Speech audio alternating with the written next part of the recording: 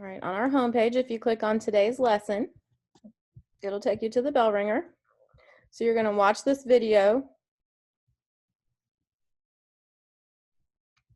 and answer the questions attached to it. There's 4 questions, I believe. And if you notice, this is worth 8 points, which makes it's not an achievement grade. So that makes it an ATL grade. It goes in IC as an ATL grade. For those of you just joining, you have the bell ringer. If you click on today's lesson on the homepage, it'll take you there. You guys go ahead and work on that while I am taking attendance. What's up, Peter?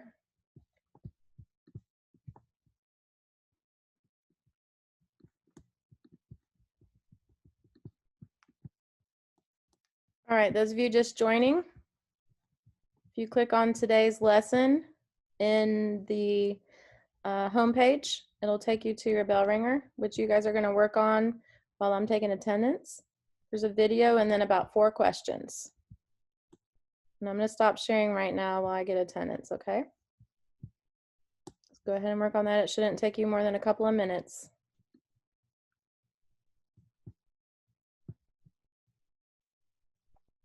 Peter, your question, come see me in office hours today so I can help you with that. We don't have enough time, unfortunately, in our classes, our little 45-minute classes, to talk about stuff from previous lessons, unfortunately. But that's what office hours are for. So 1:15 to 3 today, I'll be there. And I'm more than happy to work with you guys on other stuff. All right, attendance, I'm gonna say your names, and then if I don't say your name, make sure, why is this not going? Make sure you let me know you're here.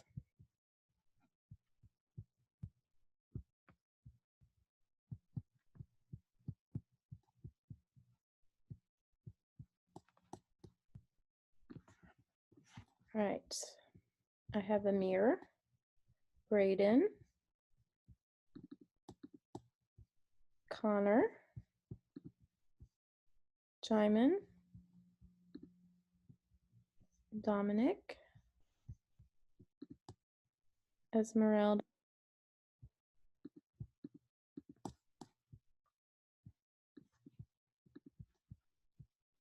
Jamond,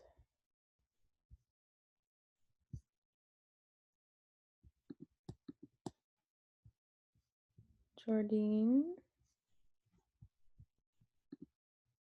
Kobe, London, Micah, Peter,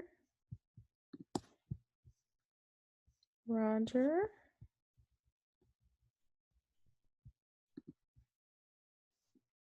and Zariah.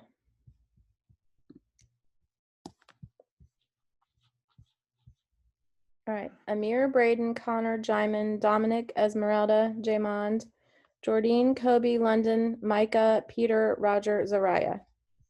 Did I miss anybody? All right. So hopefully you're finishing up this bell ringer.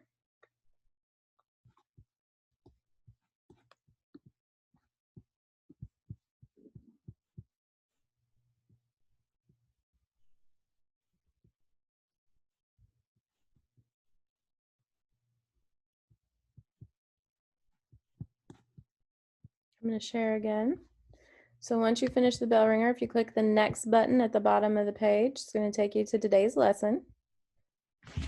So thinking back to Monday's class, I told you guys we were going to analyze an argument about whether or not people should be able to own exotic animals. And I believe in the poll I gave you guys before we read, the majority of this class thought it was okay to own exotic animals. So now we're going to look at both sides of that argument.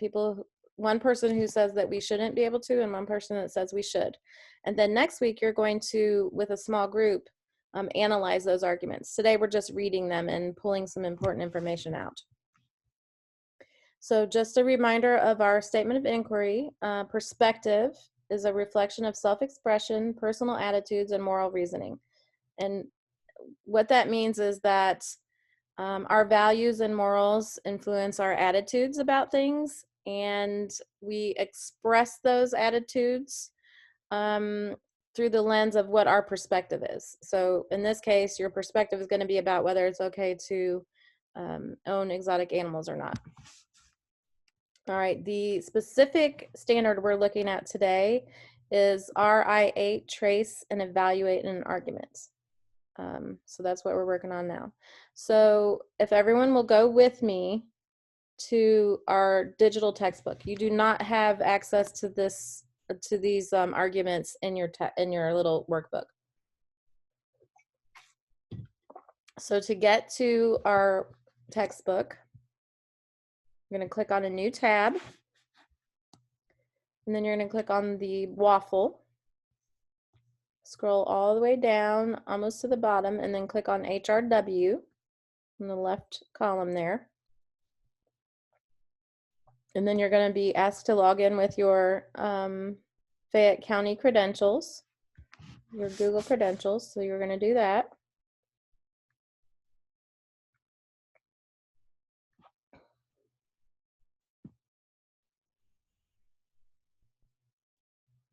And Can you put the link in the chat? The link to HRW? No, because Yeah. you have to go through your waffle. I can't give you the link because it's attached to your Google. So I want you to go through the waffle.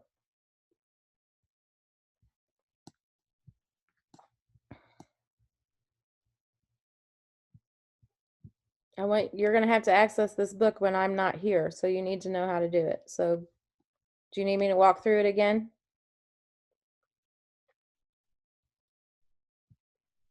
Waffle, HRW, click it, click log in with Google, and it should bring you here.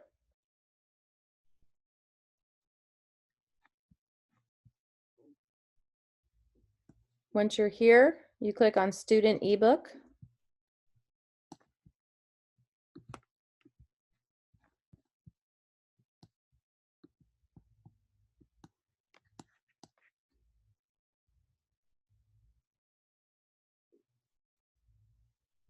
And then rather than have you go through the contents and all that stuff, I'm just giving you the page number. So at the top where it says go to page, you're going to type 223. Go to page 223. That I will put in the chat.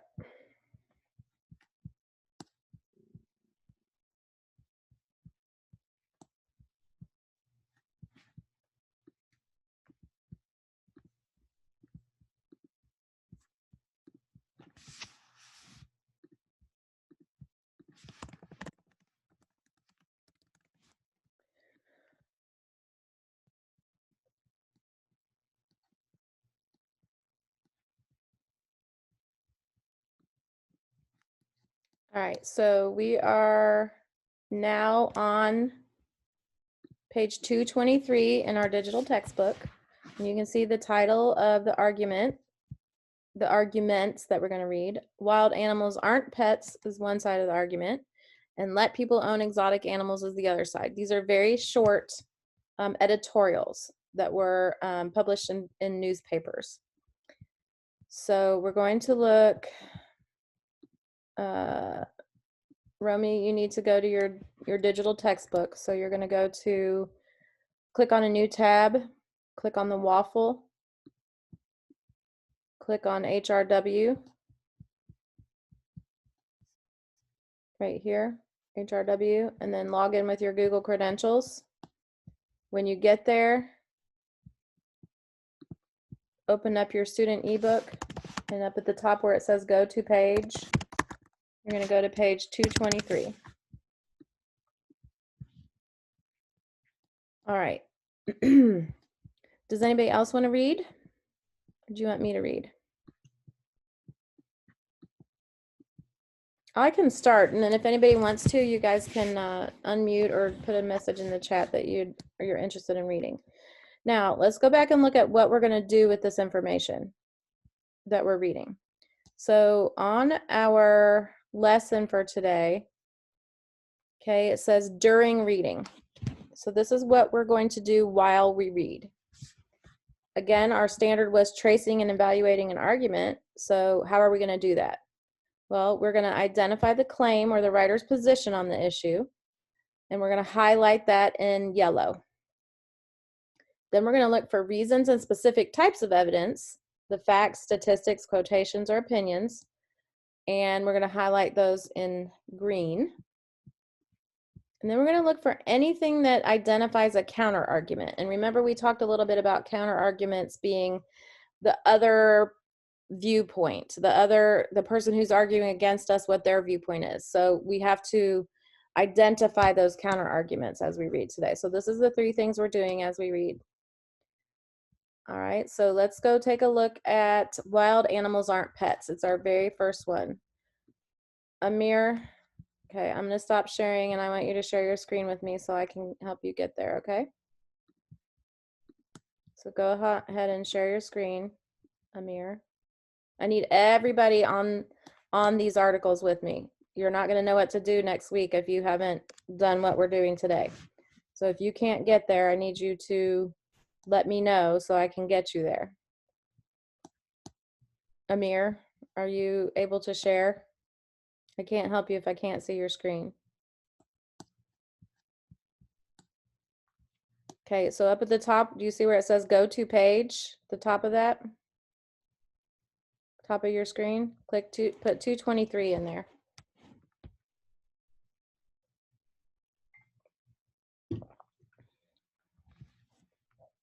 There you go. Now, if you want to change that to just see one page, click on page view on the left, and that'll give you options. Right now you're showing 2 pages, but if you only want to see the 1 page we're on, you can change that in page view. Anyone else need help getting there before I go on? All right, so what we're doing, this is the background here.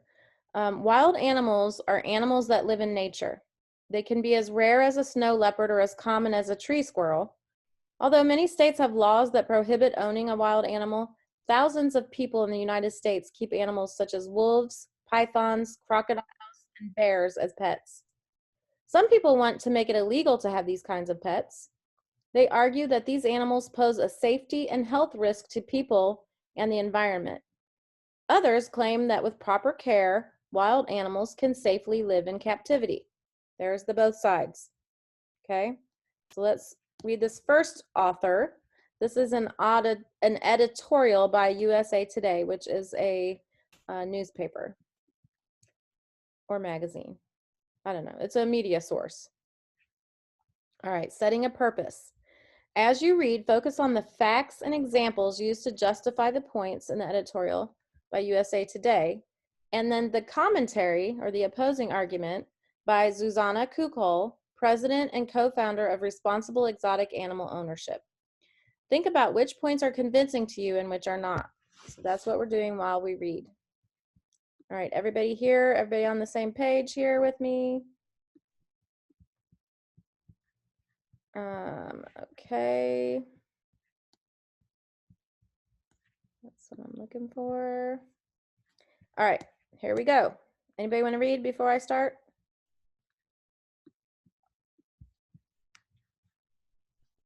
All right. Wild animals aren't pets. Editorial by USA Today. In many states, anyone with a few $100s and a yen for the unusual can own a python, a black bear, or a big cat as a pet. Using our context clues, what do you think yen means? What's a synonym for yen? Anyone? Well, look at what this is saying. If you have a few $1,000s and a something for unusual cats, you can own one. So a yen is a desire for. It's a hankering for or want, a desire. Okay, if you desire an unusual pet, you can get one in the United States. For $8,000, a baby white tiger can be yours. Sometimes wild animals are even offered free. Siberian tigers looking for a good home, read an ad in the Animal Finder's Guide. Until recently, though, few people knew how easy it is to own a wild animal as a pet, or how potentially tragic. Does anyone see a claim yet, or has this all been like introduction to get us interested in the topic?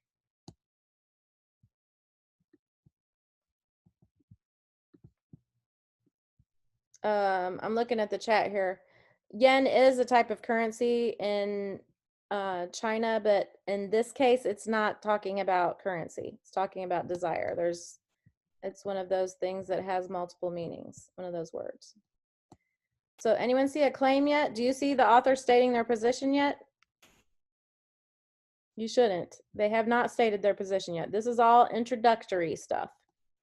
Every good argument has an introduction to get the reader situated in what's going on.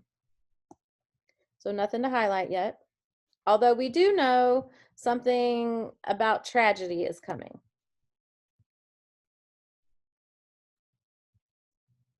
But just as a 2007 raid on property owned by football star Michael Vick laid bare the little-known and cruel world of dogfighting, a story that unfolded in a small Ohio city recently opened the public's eyes to this little-known, distressing world of exotic pets.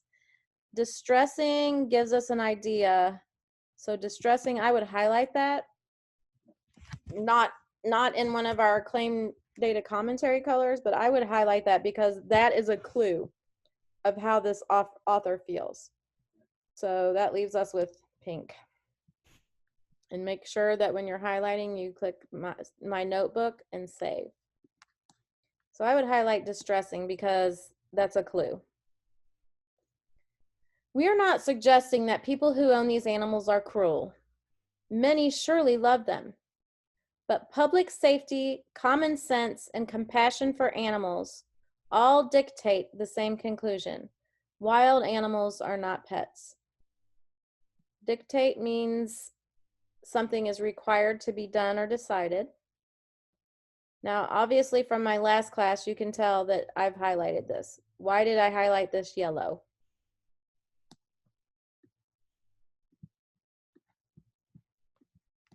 Anyone? What are we supposed to be doing right now? We're supposed to be, as we read,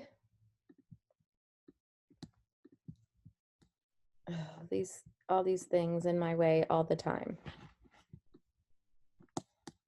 Remember, as we read, we're supposed to be identifying this stuff right here.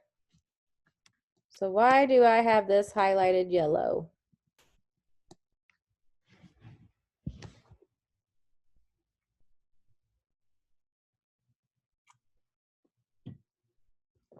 And why should you have it highlighted yellow? And do you know how to highlight it yellow?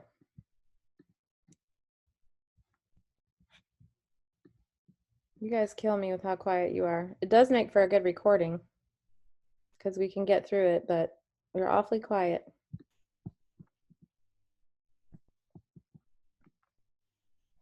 Well, I guess we're just going to hear me talk again today. This is highlighted yellow because it is the author's position, which makes it the claim. That is the claim. The author's position is the claim. So public safety, common sense, and compassion for animals all dictate the same conclusion. Wild animals are not pets. So to highlight that, you're going to highlight this, grab all this right here. Grab this sentence with your mouse and then click add a note. And then this will pop up. You're going to choose yellow. And then make sure you click my notebook or it doesn't save it. And then save.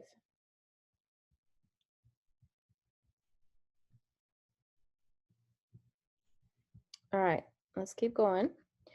If that weren't already obvious, it became more so when collector Terry Thompson opened the cages on his Zanesville farm, springing dozens of lions, tigers.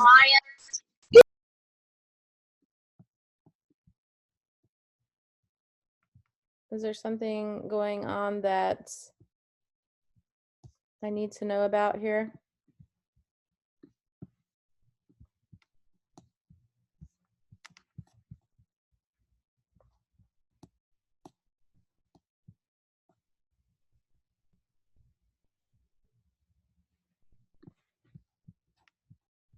All right. Let's keep moving. With animals running loose and darkness closing in, authorities arrived with no good choice to protect the public. They shot all but a handful of the animals as the nation watched, transfixed and horrified. Do you see anything there that needs to be highlighted for reasons supporting evidence? I hope you do. They shot all but a handful of the, oops. This is data. This is giving us information that we need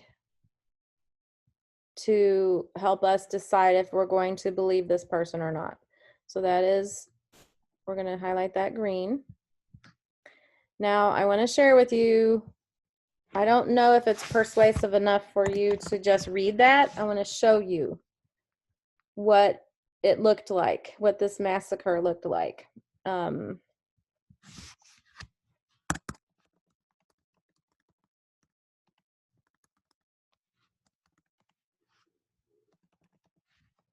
it's going to be a pretty quick little news report of what happened.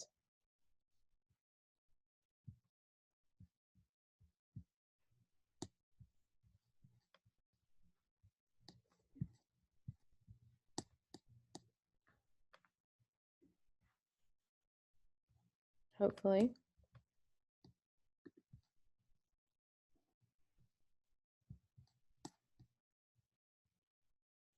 Thompson's estranged wife covered her face from reporters.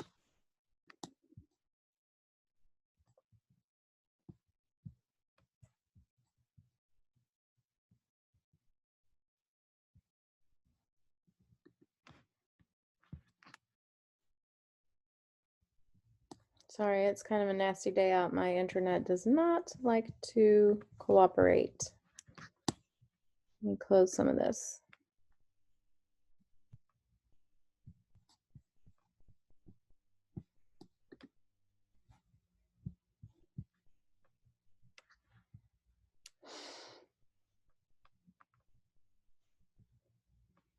Thompson's estranged wife covered her face from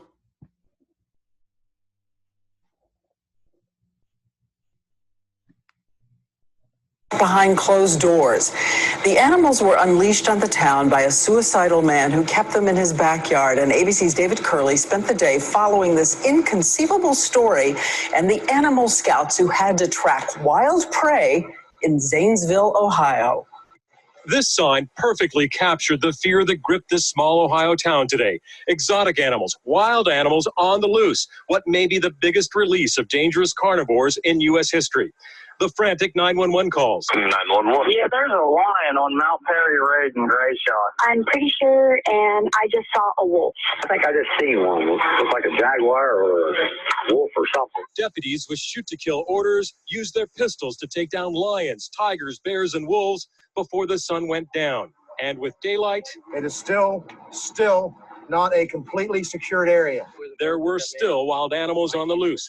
And even when they found one and tried to tranquilize it, it became aggressive and also had to be put down. We had animals outside that fenced area along the road that were trying to get loose. I had deputies that had to shoot animals with their sidearms at close range. Today, schools were ordered closed, children kept indoors. We are not talking about your normal, everyday house cat or dog. These are 300-pound Bengal tigers that we've had to put down. When it was over, 49 animals have been killed, including 18 Bengal tigers. Ohio has more incidents with exotic animals than any other state. Its laws are among the most lenient in the country. Columbus Zoo Director Jack Hanna was in town all day to help police. But I'll do everything I can over my dead body to put these people out of business. The release of 56 wild animals was the last desperate act of their owner. Just out of prison, Terry Thompson deliberately cut cages open before committing suicide with a gun. Some of the animals attacked his body. Thompson's estranged wife covered her. All right. There.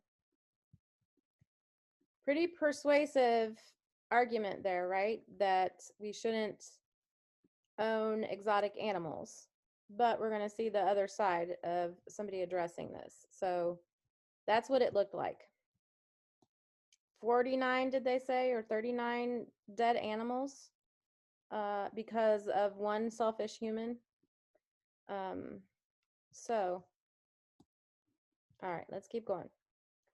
Owners of exotic animals claim they rarely maim or kill.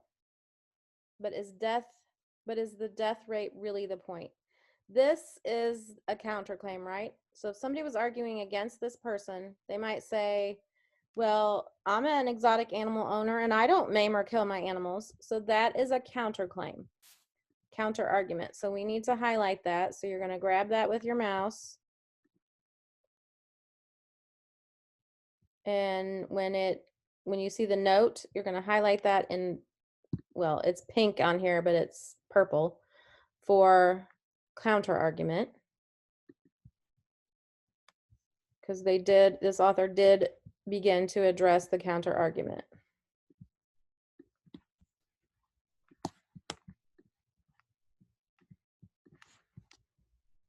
All right, in 2009, a 2-year-old Florida girl was strangled by a 12-foot-long Burmese python, a family pet that had gotten out of its aquarium. That same year, a Connecticut woman was mauled and disfigured by a neighbor's pet chimp. Last year, a caretaker was mauled to death by a bear owned by a Cleveland collector. In Zanesville, it was the animals themselves, including 18 rare Bengal tigers, who became innocent victims. I hope you see that this is all supporting evidence, so it should all be highlighted green. And make sure it doesn't save it if you don't click Save to My Notebook. All right, so highlight it green, and then down at the bottom, click Save to My Notebook, and then Save. Trade in these beautiful creatures thrives in the USA, where thousands are bred and sold through classified ads or at auctions centered in Indiana, Missouri, and Tennessee. There's too little to stop it. I don't think this is anything that we need to highlight. A 2003 federal law which forbids the interstate transport of certain big cats has stopped much of the trade on the internet, according to the Humane Society of the U.S. But monkeys, baboons, and other primates were left out, and measures to plug that hole have twice stalled in Congress. Only collectors who exhibit animals need a federal license. Those, such as Thompson, who keep the animals as pets, are left alone unless states intervene. And to intervene means to get involved. And many do not. 8, Alabama, Idaho, Ohio, Nevada, North Carolina, South Carolina, West Virginia, and Wisconsin have no rules. And then 13 others, the laws are lax, which means they're lenient, according to Born Free USA, which has lobbied for years for stronger laws. After the Cleveland bear mauling, then Ohio Governor Ted Strickland issued an emergency order to ban possession of wild animals. While it exempted current owners, that means that the current owners didn't have to get rid of their wild animals. Thompson might have been forced to give up his menagerie because he had been cited for animal cruelty. So a menagerie is the collection of live wild animals. Had this law been in effect, those animals might have been saved because he wouldn't have been allowed to keep them because he had a criminal record for animal cruelty. We'll never know. Strickland's successor, John Kasich, let the order expire, so there is no law anymore about owning wild animals. All right, so that's the end of that argument. Anybody have comments about that? So does that mean I can own a cheetah? Well, I'm not sure what the laws are in Kentucky. We'd have to look that up. But you could if you lived in Ohio, for sure. Yay. All right, we're not doing this part today. This part right here, analyzing the text, is what you're going to do with your group on next week on Monday. So let's go ahead and move on and read this next side of the argument. So do you guys, real quickly, do you guys think this was a strong argument for not owning exotic animals? Do you think they had good points?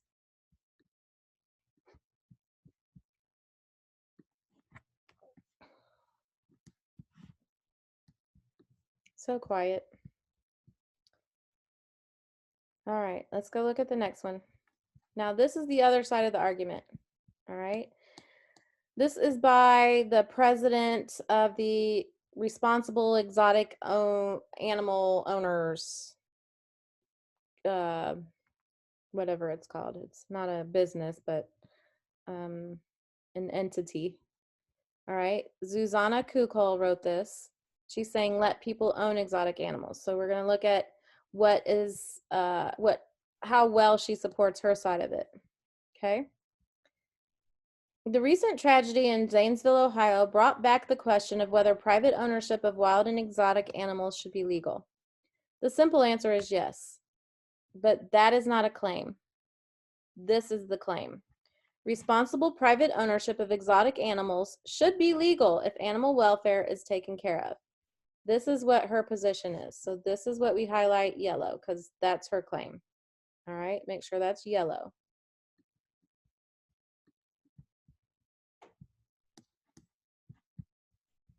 All right. Terry Thompson didn't represent the typical responsible owner. He had a criminal record and animal abuse charges. What Thompson did was selfish and insane. We cannot regulate insanity. Regulate means to control or direct it according to a law or a principle. So she's saying that you can't regulate somebody who behaves like he did. All right. This is opinion, but it's also kind of data. It's kind of support. So I think we're going to highlight this as support as well. Even though it's not facts, it is support. She's saying, look, responsible people can do this. He just wasn't responsible. So, you know, there's nothing you can do about that. Doesn't mean the rest of us who are responsible shouldn't be able to own animals, exotic animals. People keep exotic animals for commercial reasons and as pets. Commercial means they like display them and people pay money to come see them. Most exotic animals, such as big cats, bears, or apes, are in commercial, federally inspected facilities. These animals are born in captivity and are not stolen from the wild. Captive breeding eliminates the pressure on wild populations and also serves as a backup in case the animals go extinct. This is really good supporting evidence here. Okay, she's saying, look, we do this to protect the animals, to keep them from going extinct. Look, this is good data. Dangers from exotic animals are low. On average in the United States, only 3.25 people, you can't be 0.25 of a person, but you know, statistically speaking, that's what she's saying. Only 3.25 people per year are killed by captive big cats, snakes, elephants, and bears. Most of these fatalities are owners, family members, friends, and trainers voluntarily on the property where the animals were kept. Meanwhile, traffic accidents kill about 125 people per day.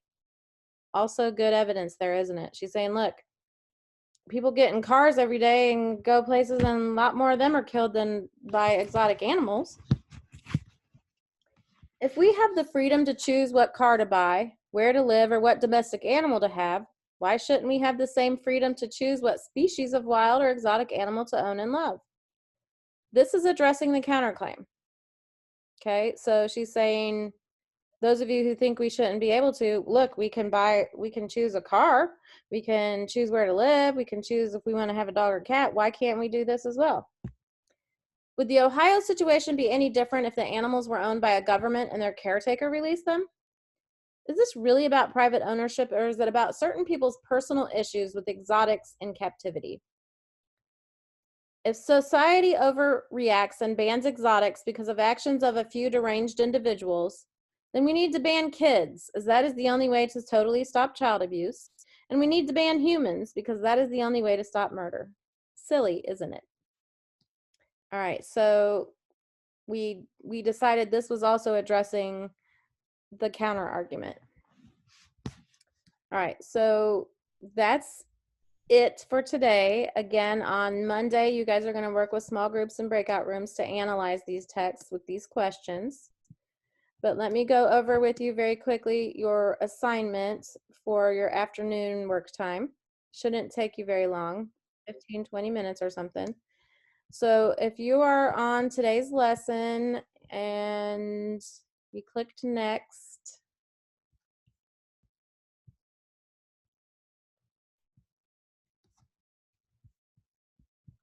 and go to the homework, which it's not really homework, it's your afternoon work for between 12 and 3 today. You're going to do a vocabulary lesson on end punctuation.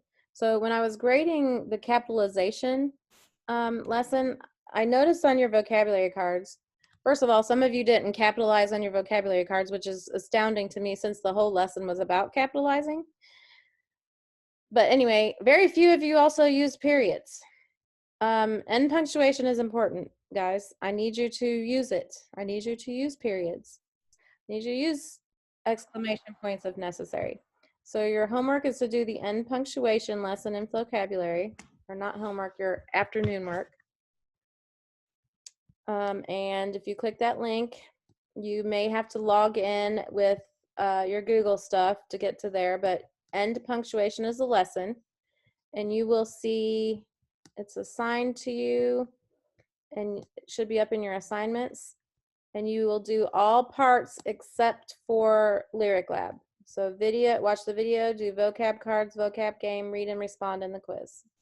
Shouldn't take more than 15 minutes or so, maybe 20. All right. So any questions for me before we end our class today? Anything I can do for you? Any questions about the assignment? All right, so anybody who, Peter, I can stay. We have 5 minutes of class, so if you want to stay, I'll work with you on that question you had.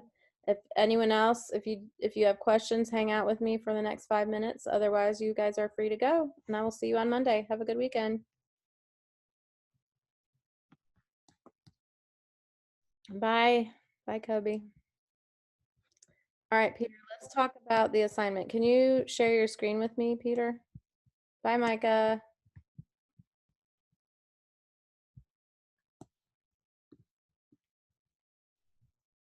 Peter, if you go to the assignment you had questions about, and then share your screen so I can help you figure out what you want to do.